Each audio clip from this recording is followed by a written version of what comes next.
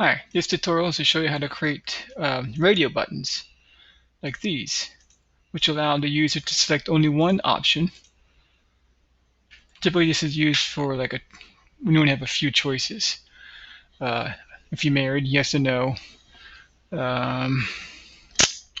What other things you want to ask you? Gender, male or female, those kind of things. I also show you how to create a labeled frame so you can organize your controls. So here on the labeled frame, you can barely see, but there is a line goes around here, and then this is the label of the frame. It says, please select your marital status, happily married, single, or happily divorced. And then a button. When you click on it, for now, it'll show you how to extract the choice that the user entered. So when I hit get data, for a tester, I always straight away I print did I enter the correct method upon clicking my button. So that's just me doing a tracer. And then here's the marital status extracted. So if I click on happily divorced and I hit get data, divorced will show. Single, get data, single. Happily married, get data, and you'll see married as the value associated with that button. So let me go ahead and show you how this is done. Sorry about the scrolling. So here's my method that I bind into the button. It says get users entries. This is just a tracer. This is just for testing purposes only.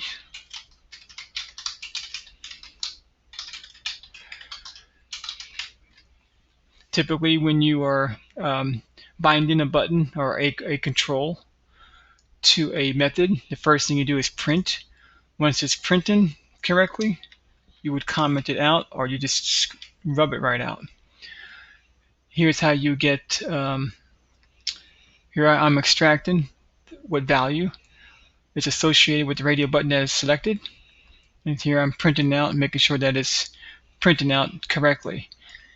If your program can print out correctly what you predict it should print, then your program could do anything with this data, namely the marital status data. So I'll come back to this and explain the radio variable in a minute, because that's kind of new to you. What's not new is to create another the main window. Don't forget you got to import tkinter as tk. So instead of typing tk every single solitary time, you just have to type tk. So I create my main window. Now I'm going to create a labeled frame to logically group the widgets. So here's the label frame. I'm going to put it on the main window, and the label is going to have please select your marital status. Then I put that label frame, here it is, going onto the grid in row 1, column 1. I give it some vertical padding and some horizontal padding. Now you won't see anything if you run it straight away at this point in time. You won't see the frame until you add some widgets to it. So let me go ahead and create some radio variables. Let me create some radio buttons. Excuse me. And then I'm going to come back to what this variable is. So here's me creating the radio buttons. So I'm going to use the ttk.radio button, and I'm going to put it not on the main window. I'm going to put it on the labeled frame. So that's that labeled frame that we created over here. So I'm going to put the buttons on the labeled frame. Here's the text that's going to display next to the button. So happily married. I should run it one more time so you can see the text and how this code associates with this. So here's the text, happily married. That's right there. And then the variable that's going to be used to access this value is the radio variable. So that's what the radio variable is used for. It's used to access this value over here. Not this string, not this happily married string, but this value. Okay, so this is going to be used to access this value. So I create 3 radio buttons, put them all on the labeled frame area. This text for the second one is going to be single, so that's what's displayed here. And then what variable is going to be used to access the value? The same one. You want to use the same variable, and that way you can only choose one item. So it's important that when you're having a group of radio buttons associated with each other, make sure that the variable that you use to access the value is the same variable. Okay.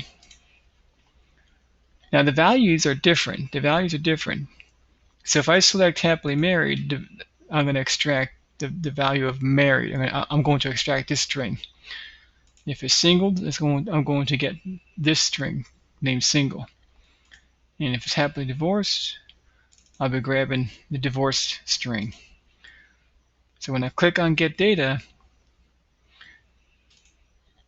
you see that it extracted the value, not these strings next to the radio buttons. Single, well, that's the same value. Happily married is going to extract this value right here. The string married, not happily married, but married. Okay. So that's essentially it. It's all old news. Here I'm adding it to the grid. Notice that it's in the vertical fashion, row 1, 2, 3, and 4. So different rows, but the same column. So run 2, 3, 4, but in different but the same column. Sticky means I want to stick it all the way to the left. TKW, that means all the way to the left. West is W. Capital E would be east. Capital N would be north. Capital S would be south. North is obviously top. South is bottom. West is left. East is right. I created a button. I called it Get Data. I put it not on the frame, but notice I put it on the main window. So it's not inside that labeled frame. So this is going to appear under the labeled frame. So that labeled frame was in row 1. And then all those radio buttons went on the labeled frame area. So when I want to put something on the main window again, well, the next row is row 2. Because this is the labeled frame is on row 1 of the main window. So row 2 is where this button will go. So when you look at the GUI, if I can run it and find it again, this button is on row 2. This is row 1. That's row 2. I bind it with the button press, or if I hit the enter key once it has a focus. And right now it doesn't have a focus, but when I tab down, and now it has a focus, and I hit enter, you'll see it executed the function. So that's when it has a focus. This radio button has a focus. Now this one has a focus. I'm tabbing.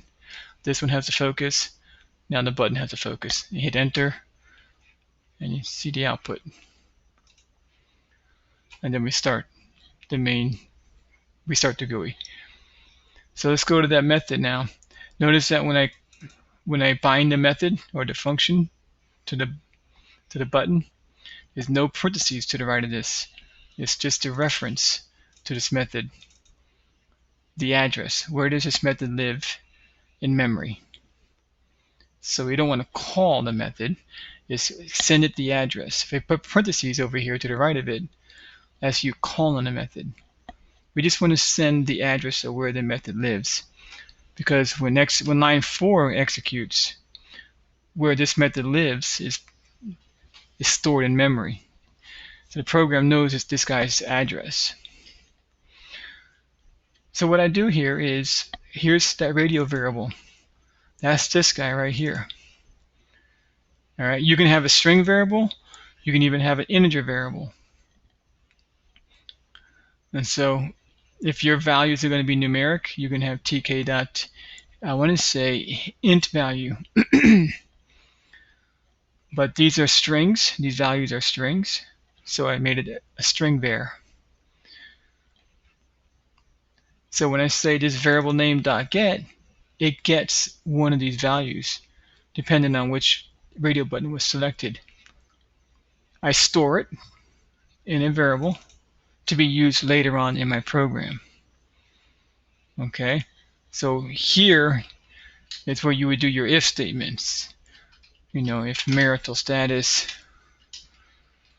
equals married, do something.